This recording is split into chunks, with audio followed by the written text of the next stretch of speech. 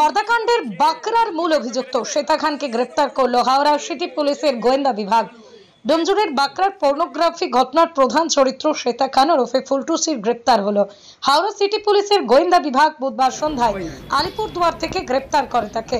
তবে শ্বেতা যেমন কাজে নেবার নাম করে নেই, ছবি করার কাজে চাপ দিয়েছিল পানিহাটির তরুণীকে, ঠিক তাকে ধরতে হাওড়া সিটি পুলিশের এই অভিযান কোনো বলিউড সিনেমার প্রেক্ষাপটের চেয়ে কম নয়।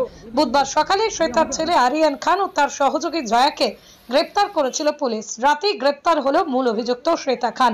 প্রসঙ্গত, হাওড়ার ডোমজুড়ের বাঁকড়ার বাজার সংলগ্ন এলাকায় একটি ফ্ল্যাটে নীল ছবির ব্যবসা কাণ্ডে বুধবার সকালে হাওড়া সিটি পুলিশের গোয়েন্দা বিভাগ এই কাণ্ডের অন্যতম প্রধান অভিযুক্ত আরিয়ান খানকে গ্রেপ্তার করে কলকাতার গলফ গ্রিনের গোপন আস্তানা থেকে। পাশাপাশি এই ঘটনায় আরিয়ান খানের সহযোগী জয়া বলে এক মহিলাকেও গ্রেপ্তার করে হাওড়া সিটি পুলিশের আধিকারিকরা। বুধবার সকালে এই ঘটনার প্রধান অভিযুক্ত শ্বেতা খান ওরফে ফুলটুসির মা শাহনাজ বেগমকে বাঁকড়া ফাঁড়িতে এনে জিজ্ঞাসাবাদ করা হয়। তার বাড়ি বাঁকড়ার শ্বেতা খানের বাড়ির কাছে। সূত্র মারফত জানা গিয়েছে, তাকে জিজ্ঞাসাবাদ করা হয় কোথায় কোথায় যেতে পারে শ্বেতা খান ও তার ছেলে আরিয়ান খান। পাশাপাশি কদিন ধরেই তাদের আত্মীয়দের জিজ্ঞাসাবাদ করা হচ্ছে।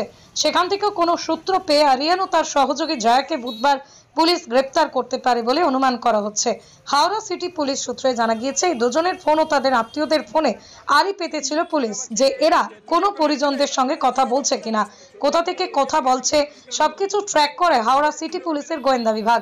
জানা যাচ্ছে, আরিয়ানকে পুলিশ দফায় দফায় জিজ্ঞাসাবাদ করছে যে তার মা কোথায় কোথায় যেতে পারে, আর এই সূত্রেই বাজিমাত পুলিশের বলে মনে করা হচ্ছে। বুধবার সন্ধ্যায় আলিপুর থেকেই গ্রেপ্তার করা হলো শ্বেতা খানকে। শ্বেতা খানকে ডোমজুড় থানায় নিয়ে আসা হয় বুধবার রাতে।